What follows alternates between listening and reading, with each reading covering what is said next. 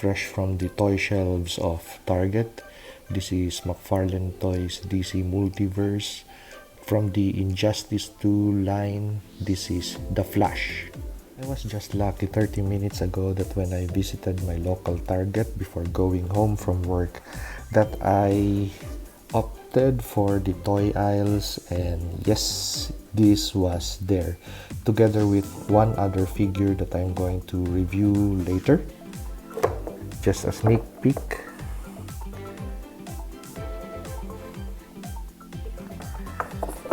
Yes, I've got these two figures. So I'm going to review first the Flash, and this is a new figure from the Injustice 2 line, and I really don't know if I placed the effects on his shoulders right, or if the placement of the effects is supposed to be this way, or this part should be on the leg, or I really don't know.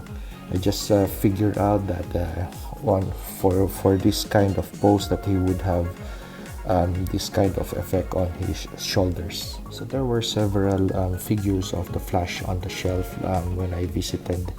Actually, there was about something like 5, and also 5 Gorilla Grodd figures. So I just chose one with the best head sculpt that I could find from the lot. So here's a look at the figure. So these are the details on the suit.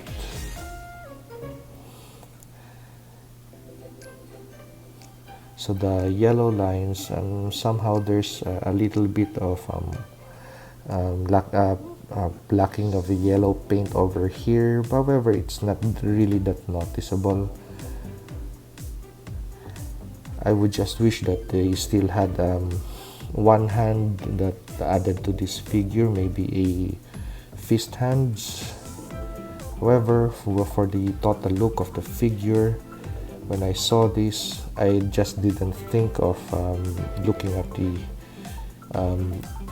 figure or thinking about not purchasing it. I just grabbed it, and the Gorilla Grodd.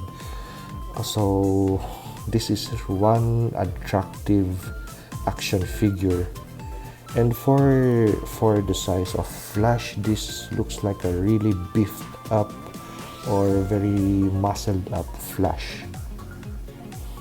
So the other thing that I really like is the details on the boots and the amount of articulation with this figure. So this is the articulation for the head. And surprisingly, he could really look up that high and look down that low without exposing much of the joints area. Decent amount of articulation for side-to-side movement on the head. However, I'm just afraid that I might break this piece when I'm moving the head. So we have 2 points of articulation for the torso area. So a bend and swivel. 2 points of bend and swivel for the torso area. We have a butterfly joint for the shoulders, and really wide movement, just like the Green Lantern figure, the John Stewart. However, this figure is still stiff because this is just fresh out of box. Yep. And I really like the emblem. It's embossed. It's not just painted flat, it's embossed and then painted nicely. And for articulation, this is also the area that I watch for. So let's try to bend it, give that break, and see if it's going to be good or ugly or acceptable. Well, yeah, quite acceptable. Not like the Batman figure that I have or recently reviewed. So I like the new joint system for the hands, which is a ball joint, so gives a wide range of articulation. I just wish that I had a other fist hand for the left arm, because the left arm has an open hand. As for the, of course, just standard Mcfarlane articulation for the legs area. There's no cut over here for swivel.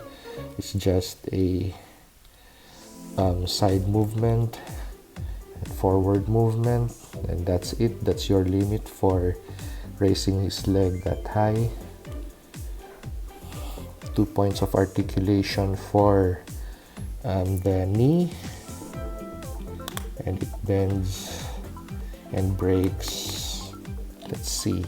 Okay, bends and breaks nicely. So if you're going to pose this figure in some kind of a running stance, I think it won't break the look of this knee area over here.